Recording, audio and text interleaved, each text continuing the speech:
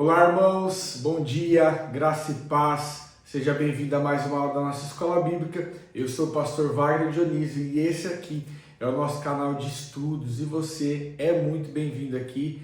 Mais uma aula, mais uma semana, o Senhor nos deu o privilégio de estarmos aqui juntos, falando acerca da palavra de Deus, do conhecimento da sua palavra. E essa semana nós vamos falar sobre a segunda viagem missionária do apóstolo Paulo. Nós estamos numa série de aulas da vida do apóstolo Paulo. Nós já falamos sobre o tempo de preparação, já falamos do tempo antes da conversão. Na aula passada nós falamos da primeira viagem missionária e hoje nós vamos falar da segunda viagem missionária. Queridos, a aula de hoje está riquíssima.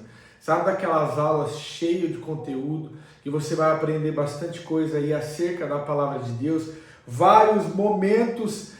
Nós vamos falar de coisas que talvez você já ouviu em algumas pregações, talvez você vai se identificar, nossa, olha, é aí que acontece isso, agora você vai conhecer de forma clara, né, como foi essa viagem e os pontos que Paulo, os momentos que Paulo viveu diferente ali nessa viagem. Eu quero poder orar, feche seus olhos. Pai, obrigado por esse tempo, obrigado por esse momento, obrigado porque o Senhor tem cuidado de nós, obrigado porque nós podemos acordar hoje, sabe, Pai, nesse domingo, nessa semana que se inicia, por conta da Tua misericórdia, por conta da Tua graça, por conta, Senhor Pai, daquilo que o Senhor tem estendido sobre nós todos os dias, que é a Tua misericórdia. Pai, nos dê uma semana abençoada, nos dê um tempo agora de aula abençoado, abra a nossa mente, abra o nosso entendimento e abra o nosso coração, para que possamos compreender a Tua palavra, para que possamos não apenas conhecer, mas que possamos entender aquilo que o Senhor quer falar conosco, em nome de Jesus. Amém. Amém, queridos? Vamos lá para a aula. Nós não podemos perder tempo hoje, tem muito conteúdo. E nós vamos falar então dessa segunda viagem missionária. Eu também preparei um mapa para você poder, como na aula passada, né, poder ver aí as cidades, o local onde Paulo passou. Bom, vamos lá, olha só o que acontece aqui, nós vamos ler a partir de Atos capítulo 15, né? Na aula passada nós lemos Atos 14 e hoje nós vamos ler Atos a partir do capítulo 15. Bom, primeira coisa que acontece nessa viagem, então Paulo decide, né, fazer essa viagem missionária, ele com o seu companheiro Barnabé, lembra o companheiro de viagem Barnabé, da última viagem missionária dele, da primeira, né, que foi a primeira da última aula, que foi a primeira viagem missionária. Então agora Paulo decide ir para outros lugares. A palavra vai dizer assim, ó, olha só, Atos 15, versículo 36, diz assim, ó, alguns dias depois disse Paulo a Barnabé, tornemos a visitar-nos os irmãos por todas as cidades em que já anunciamos a palavra do Senhor para ver como estão. Então Paulo queria ir para alguns lugares, pregar a palavra, mas antes ele gostaria de passar naquelas cidades que ele já tinha pregado para ver como os irmãos estavam, para ver se eles continuavam na fé. E aí Barnabé, que era companheiro de viagem de Paulo, queria levar João Marcos, que era seu primo. Lembra João Marcos que na primeira viagem missionária tinha abandonado eles? Lá em Perge da Panfilha, antes da metade da viagem missionária, ele já desiste, né? Por conta das dificuldades que ele tinha enfrentado. Ele volta então ali para Antioquia da Síria. E agora então Barnabé quer levar ele de novo, né? Barnabé cheio de graça, cheio de misericórdia ali, né? Entendendo que só o fato de João Marcos ter se arrependido já era o suficiente para que ele estivesse então nessa segunda viagem missionária, mas Paulo não. Paulo então falou, não, nós não vamos levar ele não, ele na última viagem ele nos abandonou. E Paulo, como era alguém focado, disciplinado e aplicado à missão, né, cheio de responsabilidade, imaginando que talvez ele teria problema de novo com João Marcos, uma vez que João Marcos já tinha se arrependido, tinha desistido da viagem, ele fala, não, agora eu não quero ter problema, então nós não vamos levar João Marcos. E aí então ele e Barnabé entram num conflito nessa questão, e aí então Barnabé fala, então eu não vou, então nós vamos se dividir. Olha só o que diz a palavra de Deus. Barnabé aconselhava, versículo 37, que levassem também a João Marcos, mas Paulo não parecia razoável que levassem aquele que desde a Panfilha se tinha apartado deles e não acompanhou naquela hora. E tal desavença houve entre eles, que se apartaram um do outro. Barnabé, levando consigo João Marcos, navegou para Chipre, mas Paulo, tendo escolhido a Silas, partiu, encomendado pelos irmãos a graça do Senhor, e passou pela Síria, Cilícia, fortalecendo as igrejas. Então, olha só, nós vemos aqui um conflito entre dois homens de Deus, conflito entre dois missionários, dois pregadores, dois líderes ali que estavam levando a palavra de Deus. Então agora que eles já não concordam mais, eles já não apertam a mão, não se abraçam mais naquele mesmo ponto. E o que nós aprendemos com isso, querido? Que homens de Deus podem divergir o seu pensamento, né? Talvez aqueles que olham uma situação dessa vão falar, não, mas alguém está fora da vontade de Deus, né? Porque alguém está com a verdade e outro está com o engano. Mas na verdade aqui nós vemos que os dois tinham as suas razões, né? Paulo, como alguém muito metódico e disciplinado e focado, decide não ter problema. Eu não quero ter problema. Barnabé, misericordioso, né? Alguém que era um consolador, alguém que queria estender ali a graça, né? Sobre a vida de João Marcos, ele decide levar. E aqui eles então entram nessa desavença, né? Nessa falta de consenso, e causa-se uma ruptura na caravana então que vai sair para evangelizar, vai sair para missão.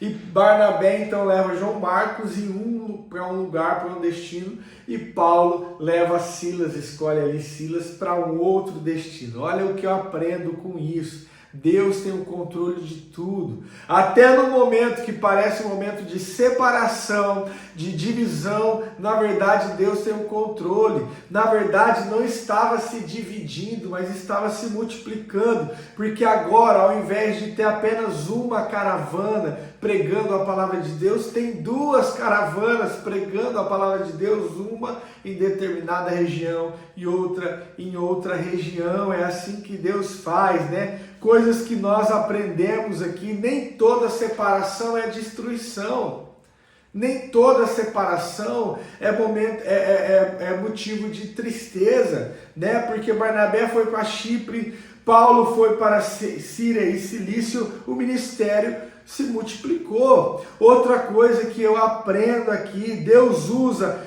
personalidades diferentes, né? Barnabé era consolador, Paulo era estratégico e firme, e a igreja precisava dos dois perfis. Outra coisa que eu aprendo aqui com isso também é que homens de Deus também passam por conflitos, né? A Bíblia não vai esconder aqui os defeitos e os conflitos do homem de Deus. Isso é o que torna o evangelho verdadeiro. Então, se você talvez está em uma comunidade, em uma igreja, e lá de repente você vê pessoas que talvez não concordam, liderança que em algum momento se choca, queridos, aconteceu isso na Bíblia, na palavra de Deus. Isso é normal, não deveria ser, deveríamos andar todos em unidade, mas Deus tem um controle, inclusive nos conflitos, inclusive nas divergências de pensamento. Deus tem o controle de tudo e Ele faz tudo para o crescimento do seu reino. Não foi diferente aqui, não é diferente na sua vida e na minha vida. Bom, então agora nós temos duas caravanas. Nós vamos se focar aqui na caravana de Paulo, afinal nós estamos falando da vida de Paulo, do apóstolo Paulo. Então nós vamos falar para onde Paulo foi. Bom, olha só o que diz o capítulo 16 de Atos, versículo 1 a 3. Chegou a Derbe e a Listra, lembra aquelas cidades que ele já tinha ido? Eu vou colocar no mapa aí, o mapa na tela para você ver, vamos analisar lá, olha só, olha o mapa aí. Ele saiu ali então de Antioquia da Síria, né? Passou em Tarso, depois ele foi para Derbe e Listra, olha lá, número 3 e número 4. Então vamos para o texto agora. Chegou a Derbe e a Listra, estava ali certo discípulo por nome Timóteo, filho de uma judia crente, mas de pai grego. Os irmãos que estavam em Listra e em Icônio davam bom testemunho dele. Paulo quis que este fosse com eles e, tomando-o, circuncidou por causa dos judeus que estavam naquele lugar, porque todos sabiam que seu pai era grego. Olha só, agora Timóteo, lembra Timóteo, né, o discípulo de Paulo, né? Inclusive tem 2 livros aí, 1º e 2º Timóteo, escrito no Novo Testamento. Nós já falamos isso lá no panorama bíblico do Novo Testamento, né? Timóteo era discípulo de Paulo, e agora Timóteo entra na história de Paulo aqui, né? Quem era Timóteo? Foi um jovem discípulo, filho, nós lemos aqui, filho de uma mãe judia e de um pai grego, né? E aí Paulo então leva ele para a missão. Paulo decide levar ele para essa missão. O que eu aprendo aqui? Olha só como Paulo, ele era também fazedor de líderes, né? Fazedor, por onde Paulo passava, ele deixava pessoas cuidando das igrejas que ali ele plantava.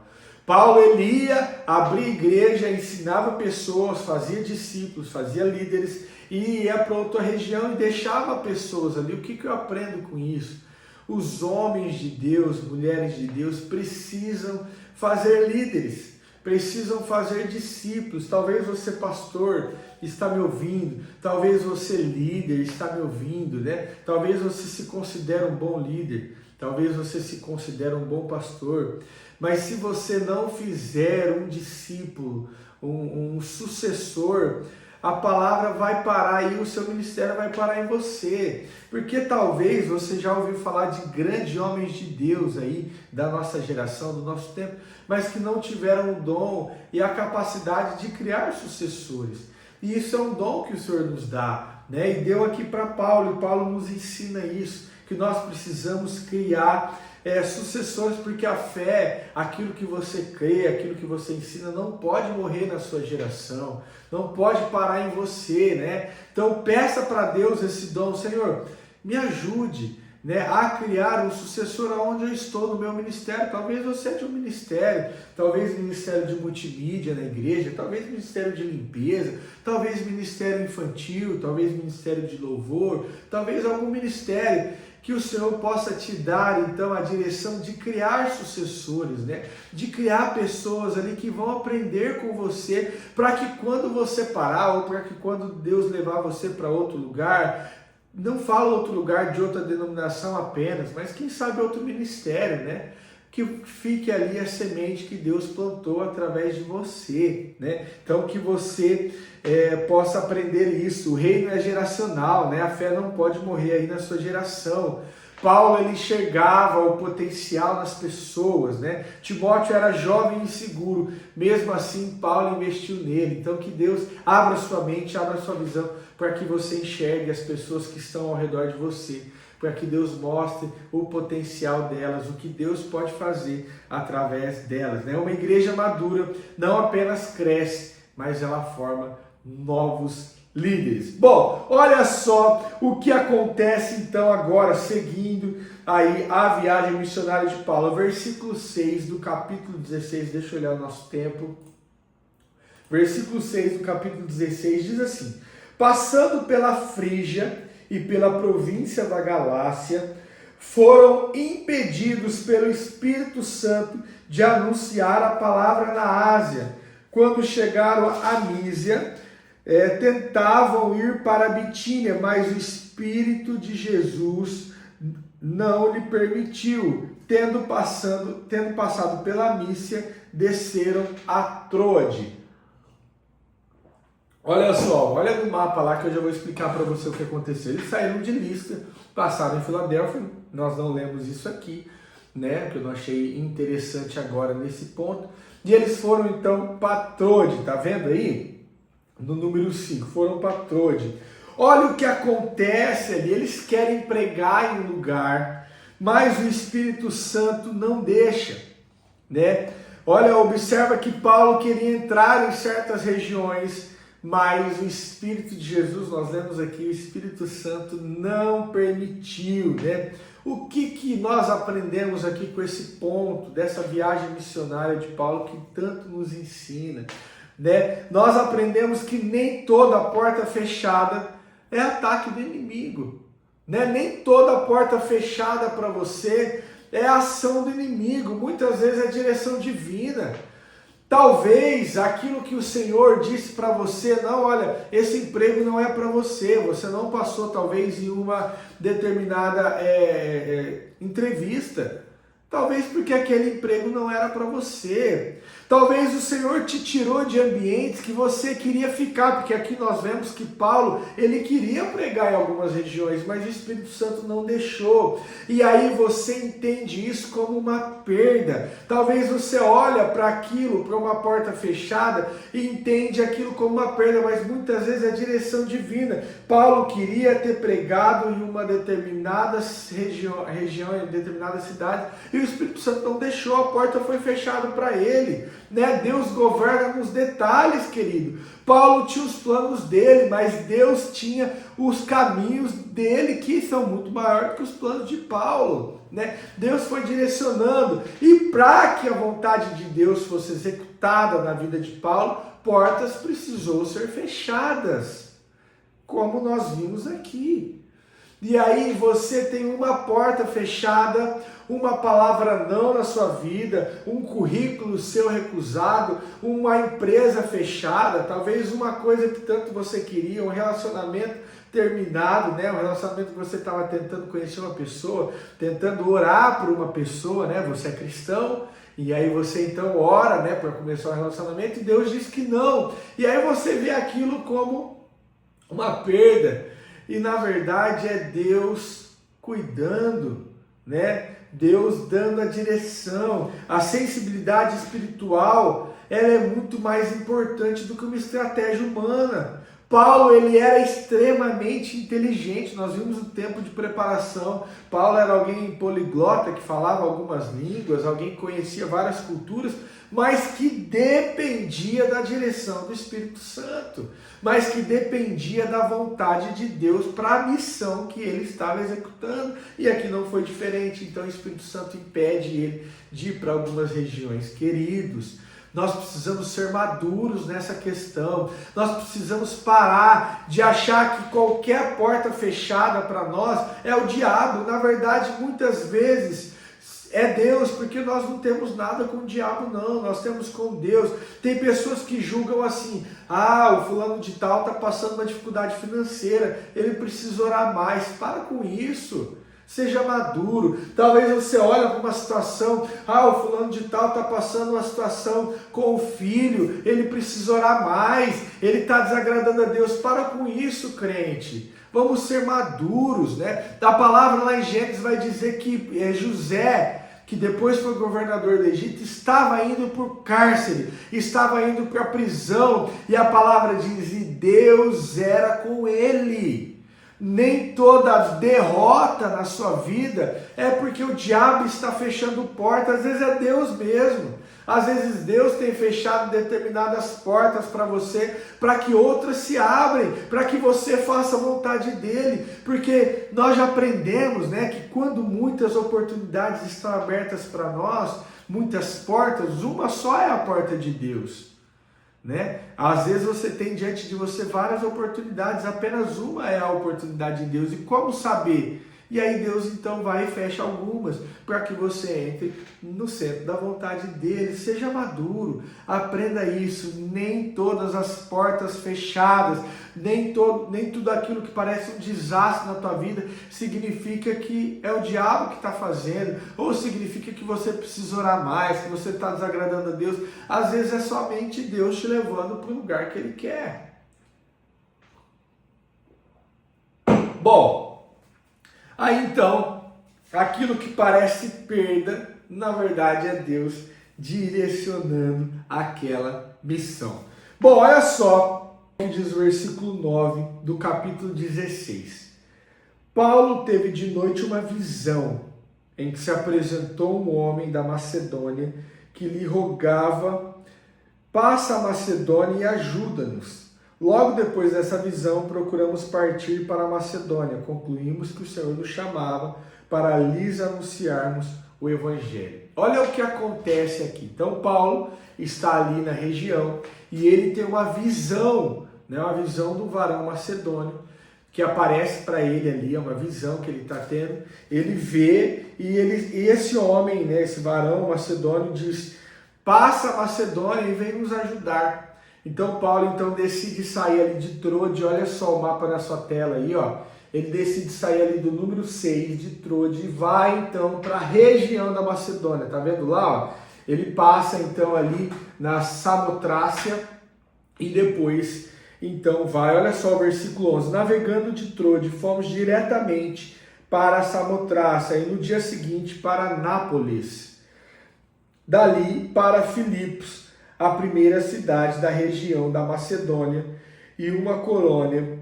Estivemos alguns dias nessa cidade. Então Paulo tem essa visão, um homem que aparece para ele e fala, olha, passa aqui e nos ajuda, né? Então Paulo agora está entrando na Europa, né? Esse momento mudou a história do cristianismo, porque ele sai ali apenas da Ásia e passa ali, você viu que ele navegou aí para passar nesse canal de Trode, então ali para Samotrácia, ele precisa navegar e ele entra então na Europa e começa a pregar na Europa. E nós aprendemos aqui que o chamado, ele exige movimento, né? Não, Paulo apenas não ouviu, mas ele foi, né? Muitos de nós às vezes têm um chamado, muitos de nós às vezes têm uma direção clara do Senhor, mas não nos movimentamos, né? O Senhor talvez já te deu uma palavra, olha, eu vou fazer isso com você, ou faça isso, vá para tal lugar, ou saia do ministério tal que você está, olha, eu quero que você saia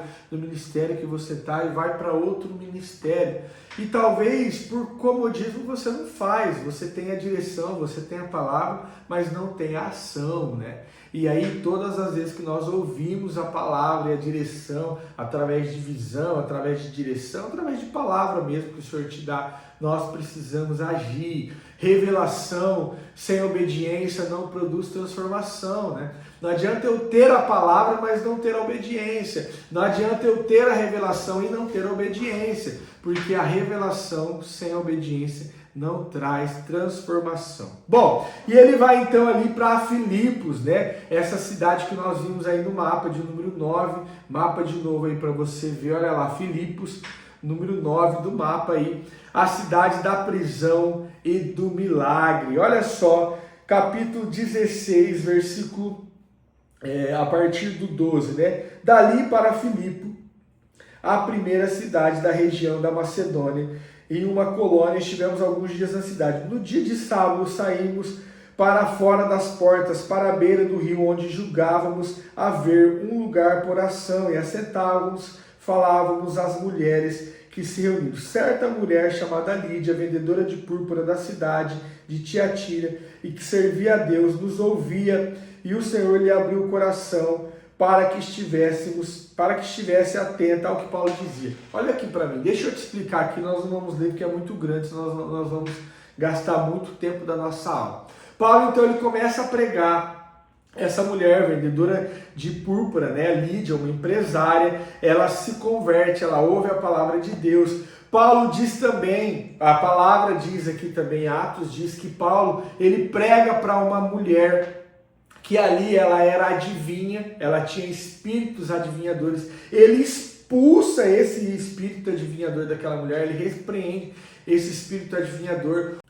E aí então os senhores daquela jovem, daquela escrava, vão e denunciam Paulo e Silas, que estavam pregando ali para os líderes daquela cidade. E aí então Paulo e Silas é julgado na praça, é açoitado e é preso, né? Essa passagem é aquela passagem conhecida que Paulo e Silas estão na prisão e à meia-noite, leia comigo aqui, versículo de número 25 do capítulo 16, olha, vamos ler o 23, tá? Para dar contexto.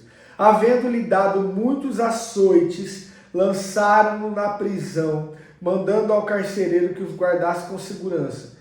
Ele, tendo recebido tal ordem, lançou-os no cárcere interior e lhe segurou os pés no tronco.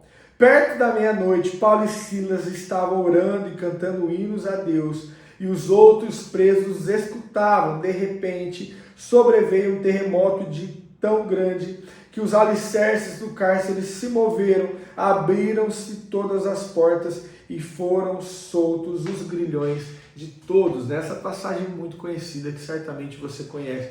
Então, por que Paulo e Silas estavam presos? Porque eles pregavam naquela cidade, expulsaram demônios adivinhos de uma jovem. Os donos, os senhores daquela jovem, por não ter mais lucro com aquilo, decidiram denunciar. Paulo e Silas é açoitado, né? Eles foram chicoteados e presos. Eles estavam ali todo flagelados, né?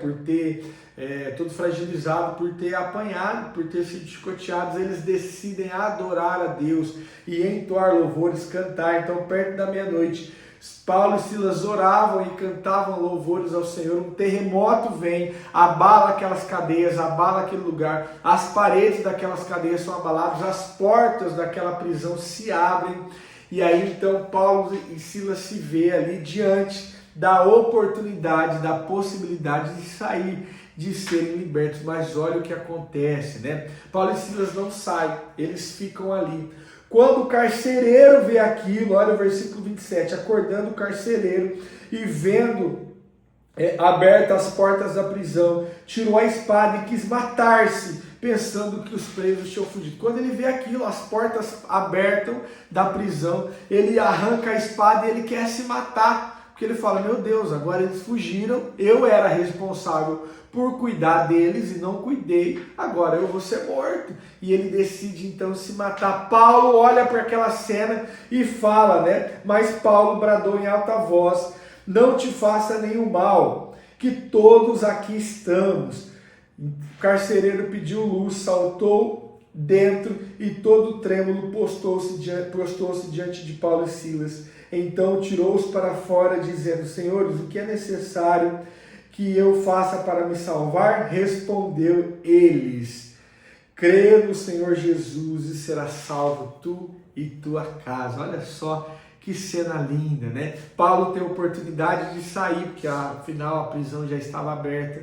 O carcereiro tenta se matar. Paulo fala, não precisa se matar, nós estamos todos aqui. Né? O carcereiro, diante daquele acontecido, né? De ver tamanho poder de Deus e ver que aqueles homens não saíram, então o evangelho toca a vida dele. Eu imagino que durante a noite ele via Paulo adorando, via Paulo orando, né? Ele viu através do exemplo de Paulo, né? O cristianismo sendo pregado ali na prática. E aí então agora ele se converte, fala o que eu preciso fazer para então me salvar, né? E aí ele diz, versículo 31, respondeu eles, Paulo e Silas, crê no Senhor Jesus e será salvo tu e tua casa. Olha o que eu aprendo com isso, querido. Paulo e Silas foram presos injustamente, porque não tinha crime aqui. O crime era pregar a palavra de Deus, né? O crime aqui era expulsar um espírito maligno de uma jovem, que aí cessou o lucro de alguns donos. Paulo estava preso e além de preso, ele apanhou, né? Então o que eu aprendo aqui com essa questão de Paulo preso, Silas preso, apanhando, carcereiro se convertendo? Eu entendo que talvez aquilo que para mim parece um sofrimento, Deus usa para gerar salvação. Aquilo que foi sofrimento e desgraça na vida do Paulo era um caminho que Deus tinha criado, criou um cenário, um ambiente para que o carcereiro fosse salvo, querido. Então olha como Deus tem o controle de todas as situações. Outra coisa que eu aprendo é a maturidade que o cristão alcança, porque adorar, cantar, glorificar o Senhor no palco, na plataforma, na igreja de domingo, isso é tranquilo. Agora, adorar o Senhor no meio da sua dor, porque Paulo e Silas, a palavra é muito clara, meia-noite eles tinham acabado de ser açoitados, imagina que eles estavam fragilizados lá por conta das feridas abertas, do chicote.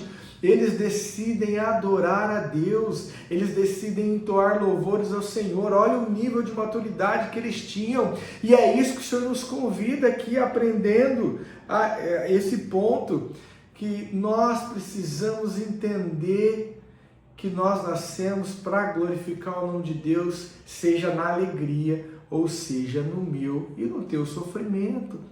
Amém, queridos? Então, nós vamos parar a nossa aula por aqui. Nós ainda não finalizamos a segunda viagem missionária de Paulo. mas por conta do nosso tempo já ter se avançado e nós temos mais alguns pontos importantes para falar dessa viagem, eu não quero fazer correndo, então nós vamos concluir na próxima semana, tá bom? Nós tínhamos falado 5 aulas sobre a vida do apóstolo Paulo, se for o caso nós fazemos 6, se for o caso fazemos 7, mas o importante é aprendermos esse conteúdo, né? Tem coisa que não dá para pular, nós temos que falar, então nós vamos parar a aula por aqui, tá bom? Eu quero poder orar, feche teus olhos. Pai, obrigado por esse tempo, obrigado, Senhor Pai, por esse aprendizado, obrigado por esses conceitos e ensinamentos que o Senhor nos ensinou.